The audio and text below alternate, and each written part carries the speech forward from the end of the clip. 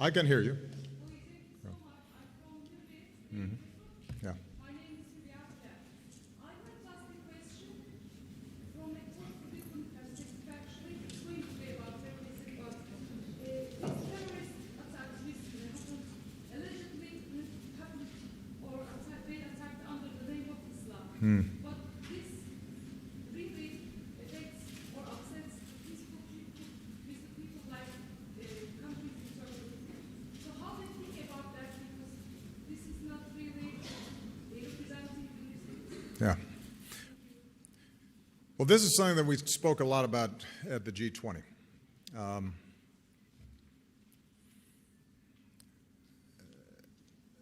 The overwhelming majority of victims of terrorism over the last several years, and certainly the overwhelming majority of victims of ISIL, are themselves Muslims. ISIL does not represent Islam. It is not representative in any way of the attitudes of the overwhelming majority of Muslims. This is something that's been emphasized by Muslim leaders, whether it's President Erdogan or the President of Indonesia or the President of Malaysia, countries that are majority Muslim but have shown themselves to be tolerant and to work to be inclusive in their political process. And so to the degree that anyone would equate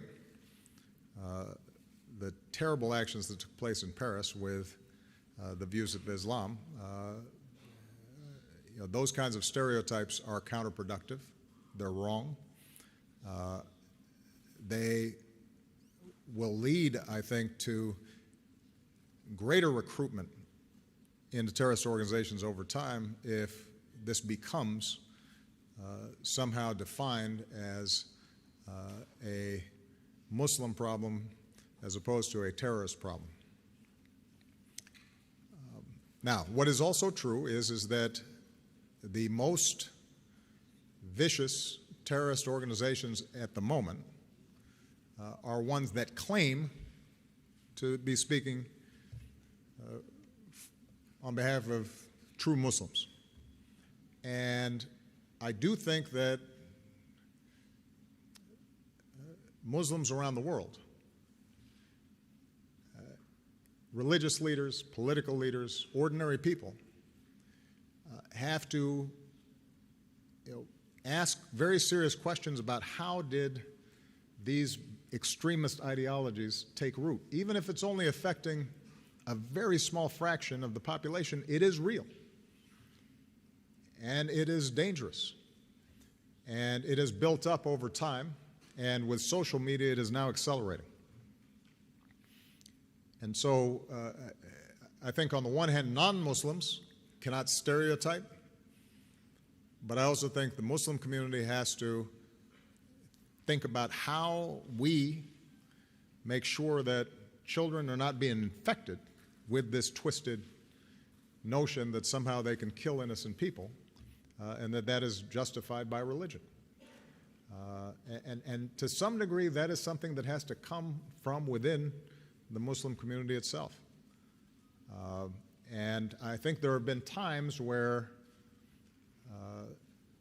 there has not been enough pushback against extremism. There's been pushback. There's some who say, well, we don't believe in violence, but are not as willing to challenge some of the extremist thoughts or rationales for why Muslims feel oppressed, and I think those ideas have to be challenged. Let me make one last point about this, and then unfortunately I have to take a flight to Manila. I'm looking forward to seeing Manila, but I hope I can come back to Turkey when I'm not so busy. One of the places that you're seeing this debate play itself out is on the refugee issue. Both in Europe and I gather it started popping up while I was gone back in the United States. The people who are fleeing Syria are the most harmed by terrorism. They are the most vulnerable as a consequence of civil war and strife. They are parents, they are children, they are orphans.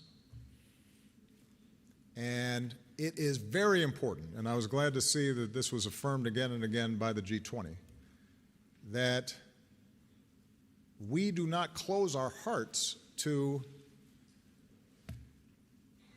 these victims of such violence and somehow start equating the issue of refugees with the issue of terrorism.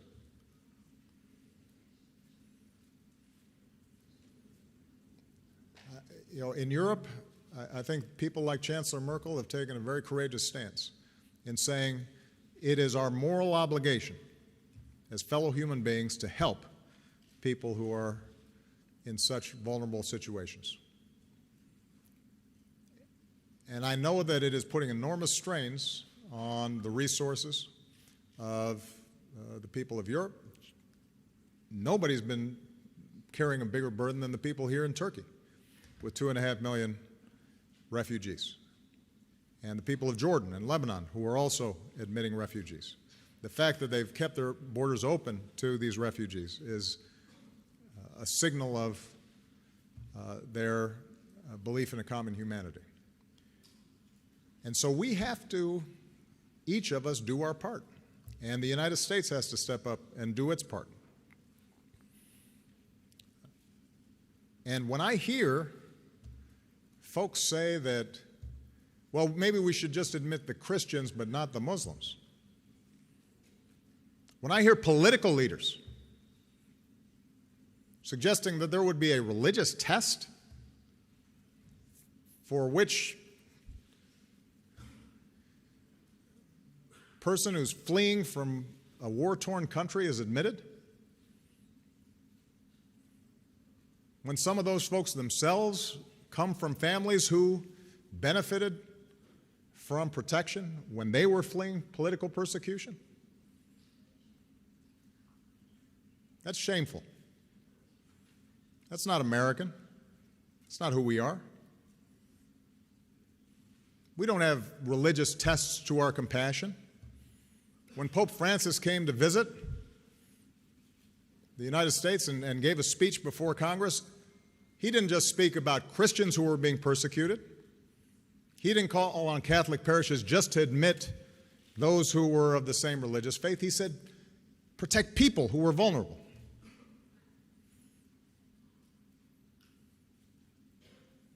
And so I think it is very important for us right now, particularly those who are in leadership, particularly those who have a platform and can be heard, not to fall into that trap, not to feed that dark impulse inside of us.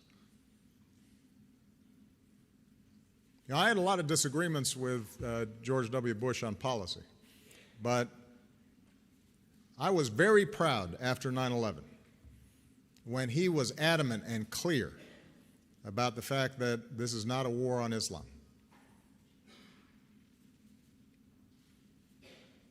And the notion that some of those who have taken on leadership in his party would ignore all of that.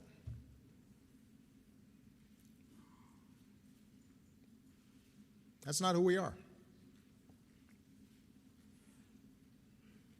On this, they should follow his example. It was the right one. It was the right impulse. It's our better impulse.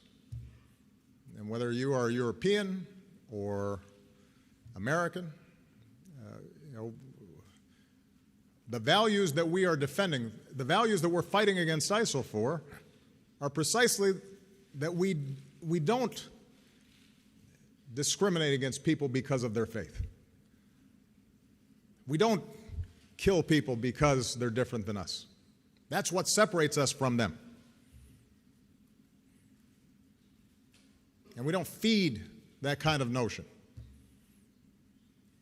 that somehow Christians and Muslims are at war. And if we want to be successful defeating ISIL, that's a good place to start, by not promoting that kind of ideology, that kind of attitude. In the same way that the Muslim community has an obligation not to in any way excuse anti-Western or anti-Christian sentiment, we have the same obligation as Christians. And it is good to remember that the United States does not have a religious test, and we are a nation of many peoples of different faiths, which means that we show compassion to everybody. Those are the universal values we stand for. That's what my administration intends to stand for.